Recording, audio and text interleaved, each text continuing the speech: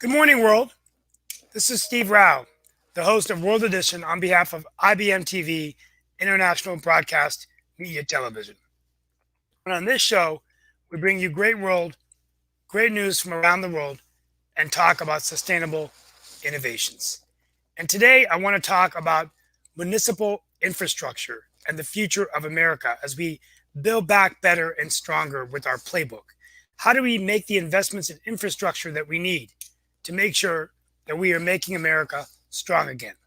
Across the United States, cities and towns are facing increasing pressure for infrastructure. They are, and as a local government official, I see this every day. I see my colleagues across the state, across the country, struggling as their economies are trying to rebound in the wake of the COVID-19 pandemic. Declining revenues are making it increasingly difficult for some of our towns and cities to make these investments, and particularly in wastewater and transportation systems. In North Carolina, for example, water and wastewater infrastructure needs are estimated at $1 billion a year, according to the 2017 Wastewater Infrastructure Master Plan. And only a small fraction of these costs can be met with existing state or federal funds. And Joe Biden's plan of the infrastructure plan, the $3 trillion plan, talks about this, but doesn't really talk about the specifics. So, as discussions continue in Washington to provide funding to address the financial burden placed on cities and towns, not only for our roads and bridges, but for broadband, but for infrastructure, for wastewater infrastructure, I think it is critically important for us to look at public-private partnerships. And that's what we're going to talk about today. Public-private partnerships, where private companies can come in and help finance and partner with cities and governments to get some of these investments done. Recently, the United States Conference of Mayors endorsed a resolution urging Congress and the Biden administration to remove policy barriers, increasing opportunities for private investment, and provide funding for cities and states to improve local and regional system capabilities. I'll end with this. Public-private partnerships are heavily utilized in other nations, and we're going to talk about that today.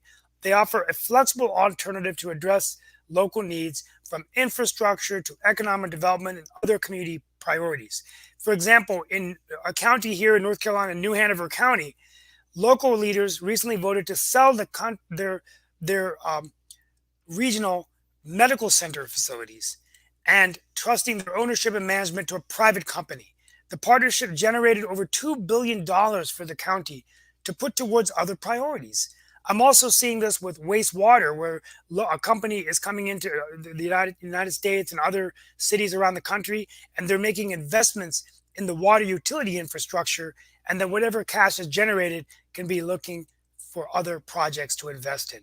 Local leaders are struggling to balance the need for investing in infrastructure with the need to invest in other priorities to keep their communities competitive and to survive this pandemic and to live beyond this pandemic. I believe private sector partners can bring the experience, can bring the capital to make this dream a reality. While communities of all sizes and locations across the country are facing challenges in infrastructure, especially as they relate to water and wastewater systems, the specific needs of each community need to be considered. Despite all the things I've mentioned today, one thing is clear: the economic competitiveness of our nation, of our country, of our cities, and our states are dependent on the investment we make in our infrastructure. And that's the conversation we're going to have today. And I think it's applicable also on World Edition for the international countries viewing it. So, public-private partnerships and the investments in infrastructure, that's what we're going to talk about today.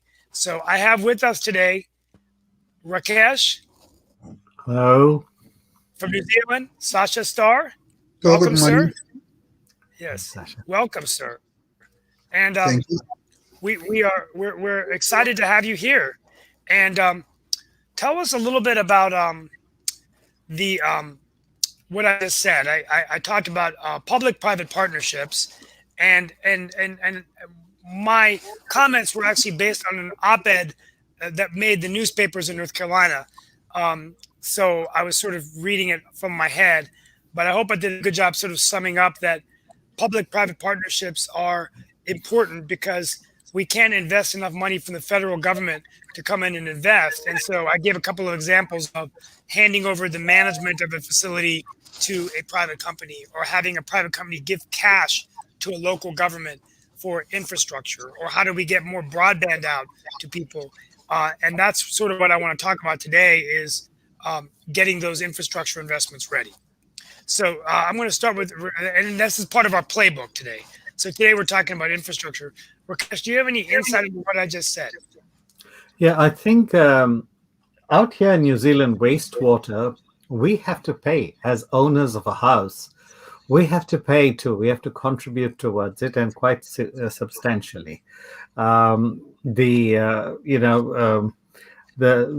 also have a water bill, and of that, a very, very significant part of it goes to paying for the wastewater and the drainage system that is implemented here. So while I'm interested in public-private partnerships, I think that is certainly there is a good scope for that. I think it has to be done strategically. In terms of infrastructure is, in terms of wastewater, is pretty innocuous. But in terms of actual communications and things like that, there are security concerns. I would be reluctant to hand it over lock, stock, and barrel to a private party, without sufficient vetting. That's just my two pennies worth, but this is what I would look at in terms of communication, infrastructure, and even some transport infrastructure. Okay. Sasha, what are your thoughts about public-private partnerships, and how do you define a public-private partnership? I think in theory it's a brilliant idea, and it's just magnificent thought about private-public partnership, or public-private, or private-public, whatever partnership. Yeah. Now, in practice, it's all corruption-ridden road, because there will be great competition between private company to get involved in any public project. So there will be a lot of bribes, a lot of other corruption methods used.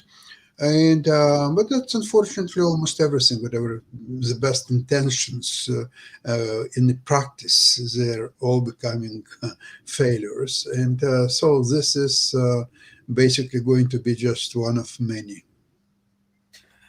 This is, I think that this is a very interesting topic, and so let's go through a couple of areas. As I read my op-ed, I talked about New Hanover County, where in our state they are made investments in their county medical regional facilities, where they were able to have the company hand over the management to a private entity.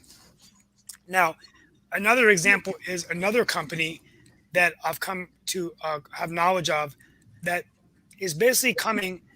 So in the United States, if you're listening, and I'd be very curious as to how your water utility is run in New Zealand and Canada, but in the United States, in most places, you get a bill from your water company, right? Or in Morrisville, we get it from Carey. They run our water, and there's a rate that you pay to have your water and your electricity, right? But in the United States, one of the infrastructures that's very, very challenged is water infrastructure. And so, hello, we have Mark Lee who's joined us. And so what this company does is they come in and they give upfront cash payments to the cities. And they say, we're going to upgrade your water infrastructure system. We're not going to get involved with the billing of your customer.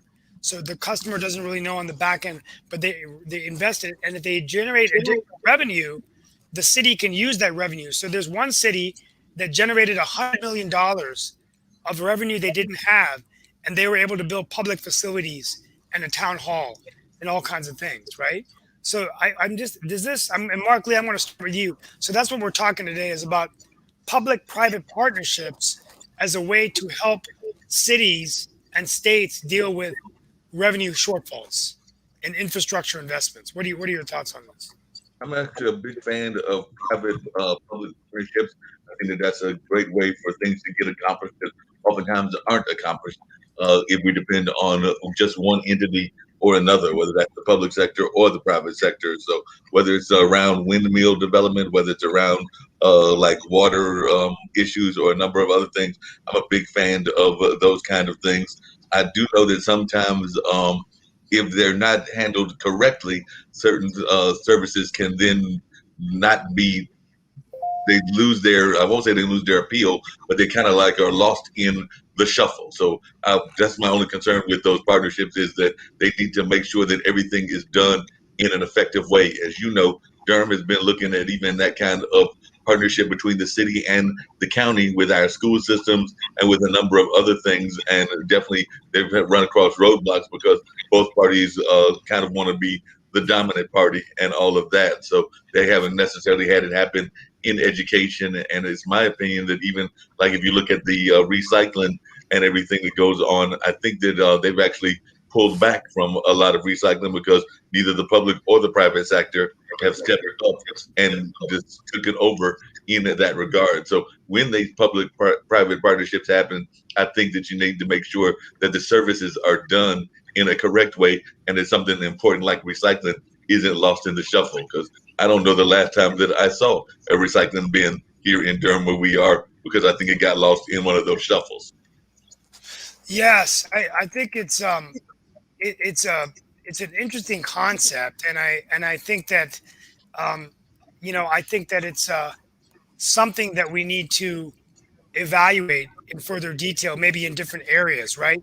Now, before we get to the other infrastructure investments, and we're not just talking roads and bridges, I want to make sure we're talking about things like water, utility, and also broadband. But let me ask, this is something very interesting. How is water and utility infrastructure managed in New Zealand? And then I want Sasha to tell us how it's run in Canada. I want us in the US to learn. How do you do it in New Zealand? In New Zealand, we have a company called Watercare, which handles Auckland's. Auckland has majority of the population in New Zealand. Out of 4.5 million, I think about almost 2 million live in Auckland. So we have a huge company called Watercare, which is a government company. It's not a private company, but they bill us like a private company. For all the water that they supply, they bill us, and for the wastewater that they dispose of, they bill us too. So it's both, billing on both ends of the pipeline. It is the prices are reasonable; they're not terribly expensive. The focus has been to because there's been some neglect in recent years.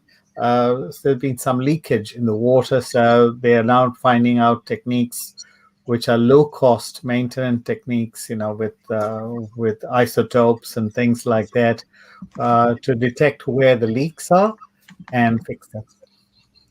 Okay, Sasha, how about you? Okay. As you know, Canada geographically is a very large country, so I'd rather speak just for Ontario, where I live. Yeah. We have a huge company by the name Ontario Hydro. It's they're supplying anything from electricity to water to just about anything. It's a quasi-governmental, although it doesn't really belong to government, but it's so heavily regulated by government. You may just consider it as a government organization, although there are shareholders, and it's a widely held public company which is heavily regulated by government. They're doing a pretty good job, in my opinion, because there are no any disruptions as I can think of. The water is of highest quality; you can drink it right from the faucet, and electricity is fine. So really, it's so much. It's like Well, the thing is, it's like being taken for granted. It's no one ever think about what's happened with water, what's happened with electricity, and how it's going to work. It's been like probably for generations, just like that, and probably will remain so. So there's very little I can say about that. Okay, well, I think it's interesting, and I just brought that up because that's a type of partnership we're talking. What are the other areas of public-private partnerships that you think we could get creative about when we address things like broadband or energy? Do you have any ideas that we could talk about today in terms of where we could be more efficient with as we build our playbook? Well, even when we're talking about infrastructures, one of the things I'm curious to hear what folks' thoughts are, and this actually it falls within the infrastructure structure, but it has become an issue that a lot of folks have been talking about, is the fact that one of the things that has gone pretty much strictly private now that used to be more public is that of the prison system. Because, a lot of our prison systems are now very much run privately, and they're not run as publicly as they used to be. And that's actually become an issue because some folks are feeling that that's the reason that some of the rights and other things that folks in the system may need to have are not necessarily getting because it's gone in that privatization kind of category. So I'm wondering what folks' thoughts are about the privatization of things that used to be strictly public. And like I said, I'm using the prison system as an example, but I'm sure there are other examples as well. We could even look into utilities because I think that some of the utilities might have gone strictly private as well. Any thoughts there? I'll start with you, Rakesh. Yeah, in terms of infrastructure, I would put top priority on communication. If we can work on communication, it does something. It obviates the need for meetings and visiting people, except for essential commodities like going to the supermarket and stuff like that. And even that can be ordered online. So I would first put that in so as to minimize, first of all, maximize efficiency. Productive people in the economy can then spend their time generating output, and then I would look at in terms of roads and things. I would look at that, but more than roads, I would look at developing either light rail and extensive networks of those kind of things. That's what I would look at for this private-public. Public-private things would be very, very useful in terms of transport. And in infrastructure, of course, they would also be useful. A sensible revenue model has to be worked out so that it develops some, of the revenue that does come in, some part of it is allocated to growth and some part of it is allocated to commercial needs of private parties. That's where I would stop. Okay, this is interesting. Now, so we talked about what about broadband? I mean, one thing that's clear is broadband is what I mean by communication. communication. Okay. Optic fiber, optic underground or overground optic fiber. So, okay, I'm sorry, my Wi-Fi cut out there for a second. So what you're saying is a private company, for example, here we had our newest high speed was Google fiber. So they came in and installed it, laid the fiber. So maybe some kind of a partnership where, companies like that are incentivized to come in and give the upfront payment so that infrastructure can be invested in and that you have better, which I think is the only way you're going to do it in the rural areas. Mark Lee, Sasha, what do you think about that idea for internet connectivity? I'm curious, is it something new? What are we discussing? The government-private relationship and joint ventures and so on. Is it something new or it's been around for the last probably 50, maybe 100 years anyway? So I really, so far, I'm unable to catch something revolutionary, something new that I've never heard before, that never happened or so on. It's a normal thing. That's how most of the societies in developed countries are functioning. And I really don't see anything new to discuss in this matter. Yeah, I think the only thing for us in the U.S. is that there just seems to be such a limited amount of funding at the federal level, and I think that it's not really new, Sasha, but I think in the U.S. It's very clear that the pace of infrastructure, new infrastructure development, is just lagging at a snail's pace compared to, for example, China.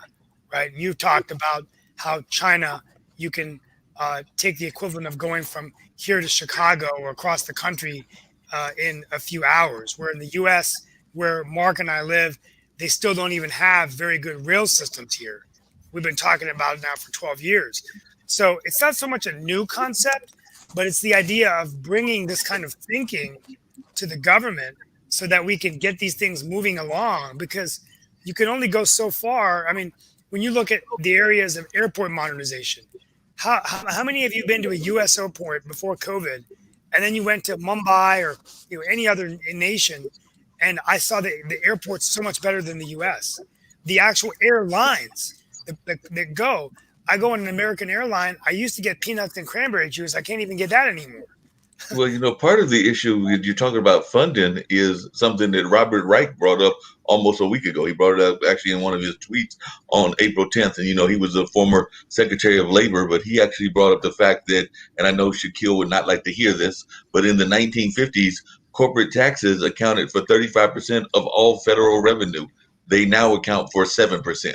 So, like I said, that's how much the corporate taxes have dropped. Yes, that's true. So, Sasha, we are going to move on to some other things, but I wanted to bring this up today as just developing our playbook of where we can get creative, and not necessarily like Sasha said. I don't know the answer to that question of where public-private partnerships have been used, but I'm going to go with his presumption that they've existed. Yeah. And they couldn't get the financing without private investment. But if I could just add one more thing in there really quickly, then borrow from Robert's tweets and everything. But this is one that he actually had earlier this week. But he actually brought up an interesting point that I actually kind of agree with, which is that we spend, and I don't even know how the zeros work, but some ridiculous amount of money more on police than on public housing. It's actually 107, 575. And 6 zeros after that. So, like I said, do the math and everything is how much that is. But that's more on police than we do on public housing. And he actually said that 15 states spend $27,000 more per person in prison than they do per student. So they're talking about like your students in grade school and all of that. But because of different things going on, we spend $27,000 more per person on the prisoner than we do on the student. So definitely one of the things he was asking was, how about we actually invest in the communities, which I know is something that you're a big proponent of, Steve, as well. Yeah. So actually, some prisons provide free education, including higher education. So for some students, maybe it's an option to get to jail and get their degrees there. It's probably faster and cheaper. That's true. And I also think that the Second Amendment has its influence here, because you have so much money spent on police, because you allow people to have all kinds of deadly weapons, just genocidal weapons, allow them to walk around with it. An automatic rifle is only to be, in any logical society, that would be held only by somebody in the armed forces. But in the USA, you have automatic rifles with ordinary citizens, which is then you just indirectly, it adds up to the cost of policing. You've seen the incidents where policemen go around shooting citizens. I won't say innocent or not till the outcomes of investigations are complete, but they go around shooting up people. And then you have the legal costs, because police departments also they can be sued in the United States. They can't be sued in many other countries. So you have all these costs that come up, and then something which is the elephant in the room, which is what's adding to your cost. And then you have, expensive lawyers. Now, I'm nothing against the legal profession. It's a very noble profession. It's there in the UAE. I have a very good lawyer here in New Zealand. And I just think that the scope of legal action needs to be more focused to serve society's needs, not some exotic principle. Because at the end of the day, you can only have the principles that you can afford.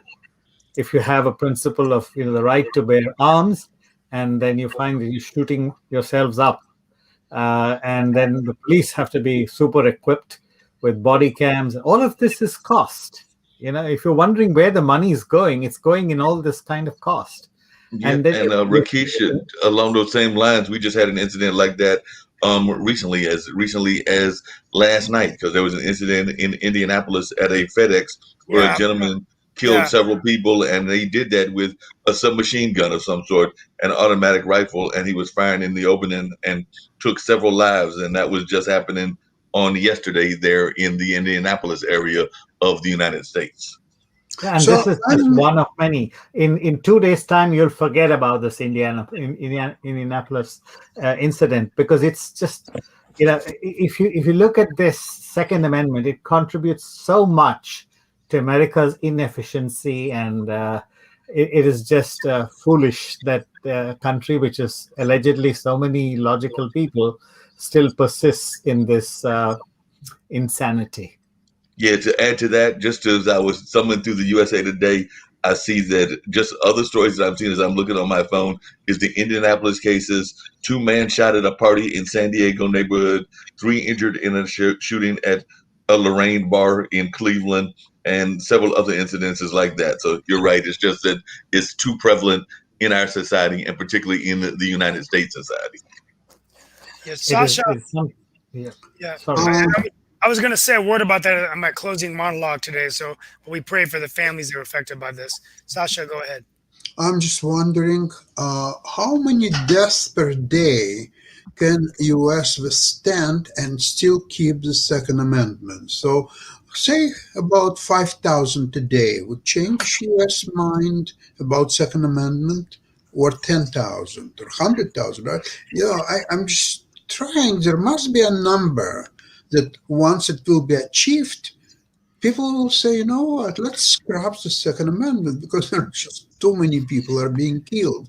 But we are not there, obviously, yet. So let's keep Second Amendment and see what's happening. Well, this is, so we can go to the, so first of all, that's a great question. And, I think that Rakesh brought up a good point. I mean, in 2 days from now, we won't talk about this again, and we'll go on, and then there'll be another one, and then there'll be another one. And, I think it's very clear that there's a problem in America.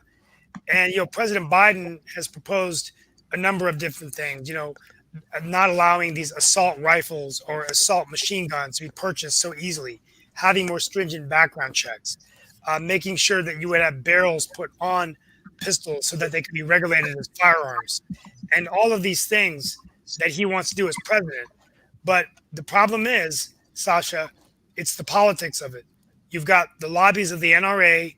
They're going to bankroll Republicans to for millions of dollars, and they can't change their vote, even though it may be the right thing to do, because they're getting their financing and funding. So we've got gridlock on this very important issue that lives are being lost every day. And for those people that say, here's the devil's advocate argument I always say, when it comes to me. Well, if someone else in that store had a gun, they would have been able to protect themselves. But my argument there is people don't want to protect themselves when they're going to drop off a package to ship at the FedEx, right? Mm-hmm. And life is so valuable. I just sometimes before I go to bed at night, I can't imagine that any human being would have such an indifference to human life that they would just go and shoot someone like that without any, and it's certainly not any way that I would want to die or anyone would want to die. Rakesh, go ahead. Yeah, I would just say this thing. It's not just, the rest of the world manages without Second Amendments. There is, I don't understand why America finds it so difficult to get away. The NRA is itself a bankrupt organization. It is already bankrupt. Financially, it is bankrupt. So what's this bogey that the politicians make about the NRA? They don't even have funds to run their own organization. So it's just the lack of will by whoever's the people in Congress or whatever. They just have the lack of will, or it is just excuses, inertia, mental inertia, and when somebody dies, there's so much of investment made by society in that person, and you're just throwing it down the drain. Somebody has got acquired skills, he's feeding his family or her family, and then you just shoot this person because somebody became a nut and had an assault rifle to use. For what? Who is going to attack? Why do you need militias in the United States when the rest of the world manages quite fine without militias? I mean, how dumb can a country get? Rakesh, there is a well-known way how to deal with organizations like NRA.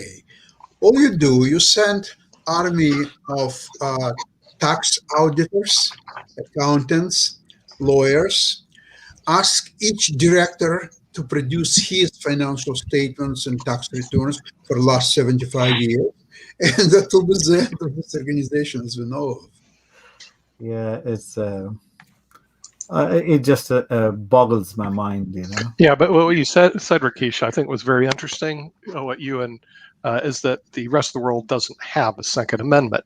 Now, I'm a proponent of repealing the Second Amendment because no matter how you play the game law, the gun laws, what happens at the end of the day, the Supreme Court of the United States is going to make a decision on your law, because of the Second Amendment, no matter what law you pass, may be a waste of time. There's only one way to do this, and that's to repeal the Second Amendment. Now, let me tell you what happens when I say repeal the Second Amendment. How could you do that? It was the hand of God who wrote it. Don't you know he wrote it through the founding fathers? So how could you possibly want to repeal an amendment that was done by the hand of God? Okay, so and seriously, that's what they believe in, and there's not much you can do to convince them otherwise that the hand of God made the Second Amendment. Now, here's my opinion: it was made by 200-year-old slaveholders that were basically traitors to the crown. Of course, that's a whole different aspect of what our founding fathers were. So it's really a perspective. How do you look at it? If you look at it from a loyalist standpoint, they're slaveholders that were traitor to the crown, and they didn't want to be, quote, told what to do, aka pay taxes to Great Britain and not get anything in return. So I mean, they had their own agenda, but that's not what has been promulgated in the United States. I'm just letting you know. So until that Second Amendment gets repealed, and I'm an advocate to repeal it because I don't like to be guided by 200-year-old laws. I'm sorry, and I don't see it to be a sacred and the best thing that ever happens at sliced bread. It's a constitution. Nick, I think if one of the arguments could be if this founding fathers or tax evaders, depends of your political outlook, if they would be alive today, they would immediately strike down the Second Amendment with what's happening today. Yeah. Well, I mean, see, the thing is, the whole thing is, the minute you get rid of the Second Amendment, you basically go back to what I call home rule. Now the decisions can be made by the state. It can be made by the municipalities. The decisions relating to guns can be made by other, municipal corporations, states, and even the federal government. As opposed to right now, our laws are made by 200-year-old dead men that I don't worship. I know they do, by the way. I don't consider them saints and idols, but they do. I consider them what they are. They're people, and it's not really relevant to a 21st century conversation. Now, with that in mind, not that I'm going to switch the topic, but I'll go ahead and do it since Mark left. Okay. I've been trying to put on the internet what happened with PBS. I don't know if you guys know what happens because you guys don't watch PBS overseas. All right. Now, we started 5 years ago working for the public broadcasting system. We're trying to film for them. And what happens is you find out after several years, you have no chance with PBS. What PBS does is they buy all their programming from the BBC, and then they rebroadcast it. And then the executives make about $1 million a year, $500,000 to $1 million a year for doing what I'm just describing. No innovation, nothing except what I'm saying. BBC does a production, they buy it through their subsidiary, ABT, and put it on. Now, you're an American producer. Let's say Steve wants to do a TV show. They go, no chance, because they don't ever tell you this, but basically they have no chance because you're an American and we're not going to break our model because our average contributor is a 69-year-old female, white, by the way. So what happened was the group of, what do they call it? There's a whole group of blacks, Asians, minority people. What they did is they said, all you're doing is, they actually wrote a letter and made it public. 130 producers made it public saying PBS, all you're doing is putting on Ken Burns. In other words, all you're doing is promoting. They're doing exactly what I tell them they're doing, except they put a racial bent to it. I had no racial bent to it. They're being excluded, which is true. There is a policy exclusion there. So what I tried to do is rebroadcast this on social media. And social media, I don't know who does it back, even LinkedIn, they blocked all the content. And all I was doing was republishing their content. They blocked it. Everywhere I go to criticize PBS, I get blocked. And I'm going like, to me, I thought that was kind of amazing that they had the power. And I don't know how they did it yet. I was going to ask Rex, or our privacy co-op expert, how are they able to, shut down anything that's anti-Big Bird? But like I said, my opinion of them, of course, you don't even watch PBS, Rakesh, in New Zealand, do you? No, we don't. It's just not available. There's certain programs which are just not available here. Mm-hmm. And in New Zealand, we don't have a huge funding we have something called TV New Zealand, and we have TV3, which is semi-private owned. But TV New Zealand is government owned, and they take care of all the emergency announcements like tsunami and that kind of news and weather and strategic stuff, and some amount of entertainment. Yeah. But TV3 is sort of private, and they take care of mostly entertainment stuff and some documentaries and things like that. We also do have some clips of BBC, but I think they have to pay BBC, so and we can't afford to pay so much. So we right. Well, what I was going to do is I was going to take some of their content and see if I can distribute it through Parler, because I get blocked on all the other social media sites. And like I said, even today, I haven't figured out how they did it or how they're able to do it. Are their bots that fast? Is it because the content actually comes from somewhere else? I'm still not clear. But we can do it on World Edition because I can talk on World Edition because it's buried in the World Edition thing, so they probably can't pick it up. But if you think that you're not being censored, you are so wrong in the United States. I was censored on Facebook just the other day because I sort of spoke out against the Kumbh Mela, which is a Hindu festival which is going on in the middle of a COVID pandemic. And I put up something against it on Facebook, growled at me, took it off. Oh, really? Took it off. Well, I'm just saying censorship in the United States is alive and well through social media, and so it's almost like you have to be very careful. How can you distribute media to people without going through the U.S. censors? China and Russia's no problem. We just get blocked completely. So at least I know where they stand. China, Russia, North Korea, Iraq. Somehow David K. Johnson actually Iran. David is actually able to get into Iran. I don't know how he does it, but he's backdoors into it. But some countries, they just block it, and that's it. Okay, so I got that. The United States, they don't block you, but they censor you, and it's a different cat. So I was going, there's no way I can talk about the PBS letter that was sent by 130 producers of color that couldn't get their programming on. They were frustrated. And I wanted to tell them that I feel your pain, because the way that whole organization is structured, it's designed to do what I just said. At least this is my outside opinion, looking at outside and working with them for 2 years, is that it's almost like it's inadvertent discrimination, and Americans, they don't support at all. So if you're an Asian American, and you're doing a documentary, by the way, they have 130 documentaries. And what I want to do is get them on the IBM TV network. The problem is I got to get to these producers and say, look, because some of that content, it's already paid for. They're just looking for a distributor. I'm not kidding. And PBS shuts their doors. They go bang, bang. If you're not Ken Burns, you're not BBC, the doors are closed. And no one discusses it. And the minute you say, don't fund PBS because it's paid by government taxpayers, a lot of it, Okay, they say only a little bit. Baloney. All the people that are work there are government employees at the state level. And then there's big federal funding. If you say stop funding it, the first thing they throw out is Big Bird. They go, oh, how could you not like Big Bird? In other words, they throw Sesame the Street, yeah. what? Sesame Street, yeah. Yeah, Sesame Street. In other words, they say Sesame Street. But the thing is, to me, it's a big issue. It's It's part of the reason the IBM TV exists. It exists because PBS is impossible to work with. Not even close. And of course, you don't have the problem because you're in New Zealand, and I don't even know if they have PBS in Canada. Sasha, do you see PBS at all? No, I really don't. But we have CBC. Yeah. Kind of everybody's watching this. We have BBC as well. So some people. So like we didn't get. That's it. No, yeah, Sasha, sorry, I didn't mean to cut you off. Nick, we were talking about public-private partnerships in my monologue. Sure. We were talking about.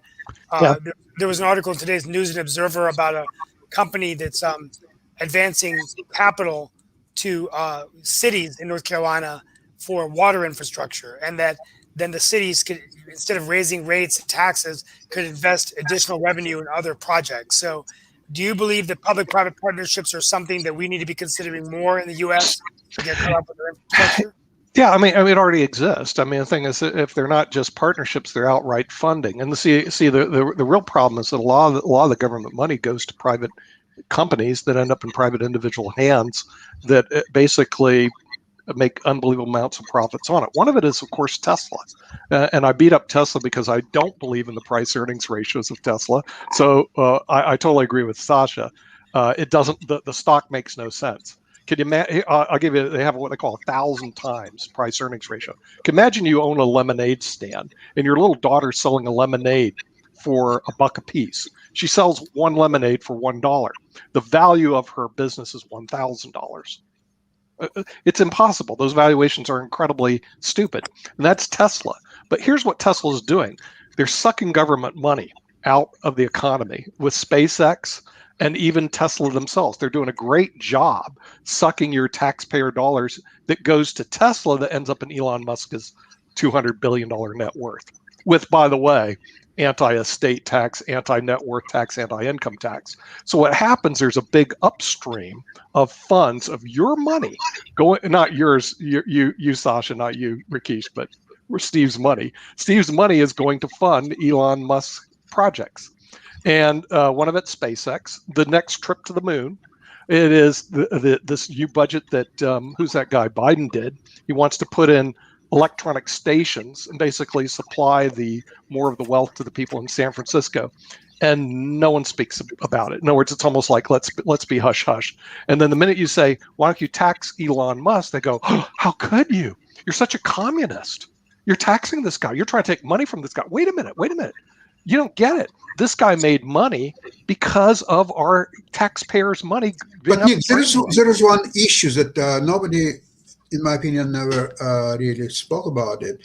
Let's see that this electric station will be so successful and will generate so much money that nobody cares about Tesla and Elon Musk or anything else, because every time that somebody charges his car, her car, there is enormous revenues coming in. But I never seen any projections of what revenue will be generated, what profit is there or so. And maybe they're hitting something that would solve the national debt of the United States and everything else. Yeah, but you're putting a good point together, Sasha. The way it should be structured, if the government's going to invest $80 billion, which is why I heard the price tag, into putting electronic stations there should be a revenue model. How much money are they going to charge the people to charge their cars so that they make some money? But the government never thinks in terms of making money. I believe Steve sits on the city council. I sit on a homeowners board, and we never think about raising money. It's always how can we spend your money, but never how can we get the money back. And here's another problem they don't tell people. The United States is broke. We're beyond broke. We're in the whole 30 trillion. If you talk to our people in Economics Monday, it's close to 160 trillion. Why? Unfunded pension liabilities, unfunded Social Security, unfunded Medicare. Okay, what are we doing? I hate to say it. We can't afford to send people to the moon. I'm sorry. We're broke. And somewhere along the line, somebody is going to have to step to the plate and say, look, guys, All these grandiose projects are wonderful. Somebody else needs to fund it because the United States of America is broke with a capital B. And go look at I think it look at makes the a lot of financing. sense. It makes a lot of sense to send to the moon, or even better to Mars, one-way ticket, people who don't pay taxes or avoid paying taxes. So there is no Okay, you use want of to those send people Donald Trump anyway, to the moon. and you I got it. solve Yeah. the unfunded medical liabilities. So you send all of them, like 100 people in one spaceship. One to the moon, one to the Mars, or somewhere else. Yeah. Well, why isn't your friend Joe Biden ever standing up to this huge spending thing, Steve, and saying, "Look, we're broke"? Why doesn't anybody in Congress say this? Because it's true. We are broke. No one wants to admit the truth. I mean, if you go look at the financials, the United States is broke. Almost 30 trillion in the hole, with about 20 trillion in total gross receipts. This is why I thought that the 2 or 3 trillions is not really a number. There was one lady, I think Ocasio-Cortez, her name. She was actually campaigning for $10 trillion. Yeah, right. She was right. I saw Now, that.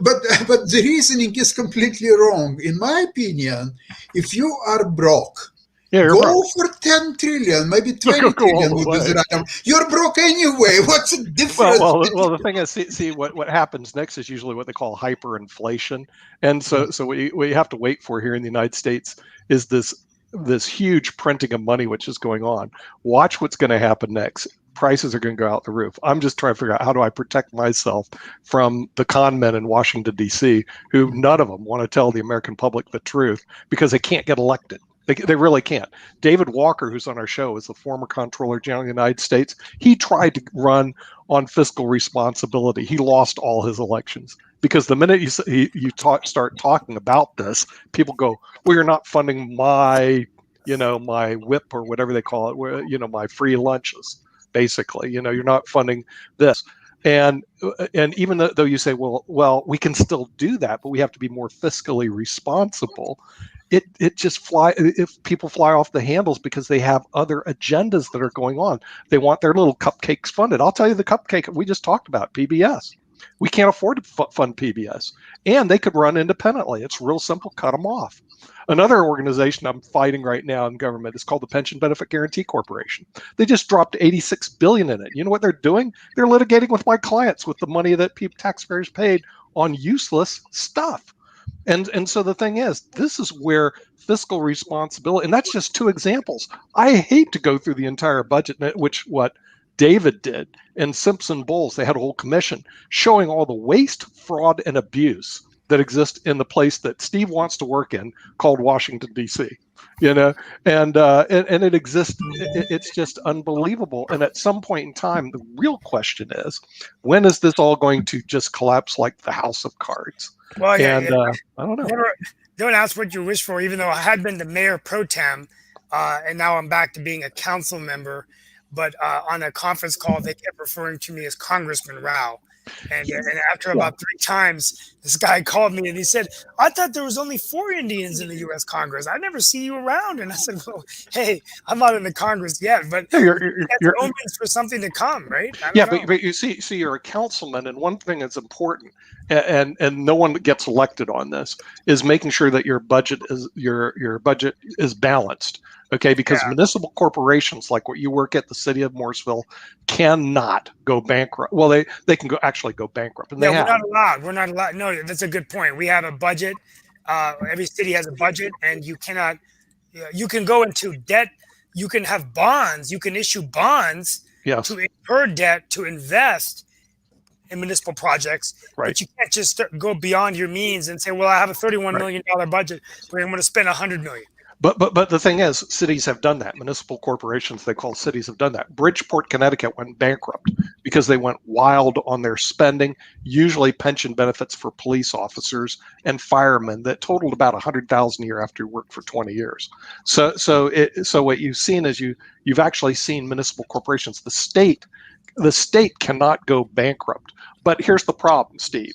you can't run on fiscal responsibility. Well, you could. That'd be interesting. A Democrat on fiscal responsibility, boy, you'd be an anomaly. But the thing is, Joe Manchin, what? Manchin, hero. Yeah, right. No, I think it'd be an anomaly. Well, I'm a Democrat, but I'm totally for fiscal responsibility and balanced budgets and all the stuff that you can't get elected for. Yeah, Rakesh. I think that there is this concept in the corporate world called benchmarking. So if you combine benchmarking with purchasing power parity and look at the economics of Scandinavia and the various well-run countries out there like Finland, etc., I think all these, I keep hearing these billions and trillions and whatever being spent in the United States. And I said, how do you audit the spending? Where is this money going? Sure. How does a comparative setup, say a council in Scandinavia or Sweden or Finland or Denmark, how do they spend? Sure. And how, using purchasing power parity, how much of money is bleeding out of the system into somebody's pocket? Right. Well, that's look like that audit. By the way, that's what David Walker did as the Comptroller General of the United States. But when he did it, the total budget was several $1 trillion. It wasn't, well, it's still several trillion today, but right now it's out of control. It's whatever trillions they want to print, and his job was to do accountability. They even have a government accountability office to keep track of all the money that's being spent. And then there's some of it that's just waste that they can never account for, especially in Afghanistan. We spent $1 trillion in Afghanistan. We're never going to see that back. And remember, we're 30 trillion in the hole. So every trillion starts making a difference. And this is where the United States is got some serious problems that politicians will not address. The media doesn't address because frankly, they're too stupid. I don't know how to describe it. In other words, the media people, you can go watch all the major media here in the United States. There's nobody there that's fiscally or financially educated. So they don't address it because it's beyond their pay grade. And so you don't have them addressing it. Politicians don't address it because they don't get elected for it. And so what happens, Rakesh, this whole thing is just like a nightmare waiting to I'm just waiting for the nightmare to take place and everything crashes. Yeah, but this issue with countries like Afghanistan is very easy to solve, in my opinion. All you do, you put a bill to Afghanistan to repay you in, say, 10 years, $1 trillion, right? Then comes Iraq, there come a few other well-known countries. So essentially, you will end up with a bill of probably 5, maybe even 10, if you're creative enough, $10 trillion. Then you try to, what you do, you securitize this bill, you create a new class security, and you put it on the market. So it will start trading at discount, maybe 10 cents on the dollar, 15 cents on the dollar, depends. But there will be a market because some people, like those who are buying Hertz shares, some people will buy the security. That's right. Because if you buy 10 cents on the dollar, and even if you sell it at 15 cents on the dollar, you're already making some money, right? Sure, right. So yeah, you should not do so bad. yeah, but the United States isn't really fiscally responsible because what you do is exactly what you would say, Sasha. You would securitize the lands of Afghanistan to pay off the $1 trillion. Okay, put a lien on all real estate of Afghanistan. Put a lien, and now your security is actually secured by the all land of Afghanistan. What could be better than that? I would buy some securities. We've got 5 minutes left. This has been a great show. Just a wrap up of the week. We've talked about the playbook, public-private partnerships. We're not going to be able to get into time of day, but I think next week we have to continue to have a conversation about gun violence in America. We pray for Indianapolis. A couple of other things going on in the world, and we just got 5 minutes to talk about it, is President Biden pulling out troops from Afghanistan by September 11, 2021. Big decision. The Chauvin trial going on with the George Floyd crisis, the Indianapolis, the Chicago shootings. These continue to happen. Recent decisions by the Democrats to pack the courts. They want to make sure that, it's not getting a very lukewarm reception.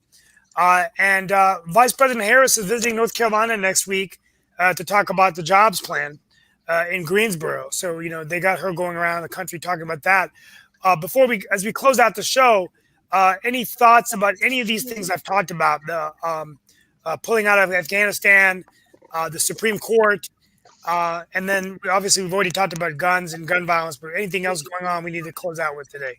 Oh, well, I think all those things are interesting. Starting with what Sasha said about Afghanistan. We need to securitize our $1 trillion loss in Afghanistan. And again, the problem is the people in Washington, D.C. don't even think in those terms of securitizing losses. Instead, they have no problem sending us the tax bill. So that's problem number one. Problem number two, you described court packing. Of course, I think they should pack the court. The thing is, it was complete railroad of the Merrick Garland, who should have been sitting on the bench. That was a complete railroad job. And it was so disingenuous of the Republican Party to sit there and say, well, we could stop their nominee, but you can't stop ours. Then garbage. Yeah, you pack the court. That absolutely, you pack the court. And go for a kill. Yeah, you go for the kill, baby. Yeah, everybody in Russia would do that. Come on, Putin would do it in New York minute, right? Or First Moscow shoot, minute. Nick. First shoot, then ask the questions. Yeah. Hey, listen, Sasha. Putin would do it in a Moscow minute, right? We'll do it in an hour and a half. You do an hour and a half. Go Pack with that the court, kids. baby. That'll be the result on that. And of course, the jobs plan. Sure, if you borrow $2 trillion, or how much is it now? $2 trillion, and you spend it, jobs will be great. So he's going to go here and tell everybody how great and wonderful it's going to be, with no thoughts. Who's this lady who's doing it now? Kamala Harris probably will have nothing in her conversation about let's get the United States on a fiscal responsible track. Nothing. Okay, so go there, Steve, and listen to it. Smell the dope. I mean the coffee from the other side, because both sides do this. And see, the problem is the American public's got to listen to it real carefully. There'll be nothing about it. We got 2 minutes left. I'll give you my one thought about Supreme Court. I think part of the problem with first of all, with Afghanistan, we're going to talk about this next week. But I think the policy of America, where we put our troops in, then we pull out, and then we open up those areas for more instability and more terrorists and more dictatorship. So this happened in Vietnam, it happened in Iraq, and we've achieved some objectives in Afghanistan, but it's always scary when we pull our troops out. I don't want to see a Vietnam. I don't want to see another Iraq. But on the notion of courts, I think the issue is that maybe we amend the Constitution and take away life appointment. Because, when they had the Constitution, they didn't expect Supreme Court justices to be little to 85, 90 years old. So until you limit the term, now a Supreme Court justice that's in office is not going to want to leave. And they were appointed by a Republican because, a Democrat's in the White House. And if the seat opens up. But if you pack the court, then the Republicans are going to get in if they got in again. And then they're going to go, well, let's go increase the court another 4, another 5. And then you're going to have a Supreme Court of 30 people. But I think that's part of the problem, is that we never realized Americans would live so long. And on that note, we're going to close out. Last thought, Rakesh. Yeah, I think this. I've just heard about these warships that were heading off to the Black Sea, and then suddenly they got frightened and turned around. To send a warship, that to the Arleigh Burke kind of destroyer halfway across the world, it's reminiscent of a small boy playing with toy soldiers. It is. This is another place where money is bleeding and taxpayers are paying, footing the bill. Well, folks, we are all out of time. It's been a wonderful show. I want to thank Sasha for being with us. Nick Paladiva, Rakesh, thank you so much. And today, as we wrap up, well, first of all, we pray for the families in Indianapolis from this terrible gun violence. We are so sorry, and we pray for America. We will say goodbye to Prince Philip tomorrow in the United Kingdom. His Excellency, the Royal Duke of Edinburgh, and lifelong companion to the Queen of England. We pray for his family. And on that note, I just want to wish everyone a safe weekend, and please be safe. And we'll be back next week to talk about many of these issues we've talked about and continue to build our playbook at the end of every week on how we build back together stronger from this pandemic. And I want to thank Dr. Scott Rawls from the Community College System who attended, and I'm extending invitations next week to the head of our community college system in North Carolina, as it is Community College Month in America. Thank you so much, and be safe and be well. And we'll be back next week for another edition of World Edition.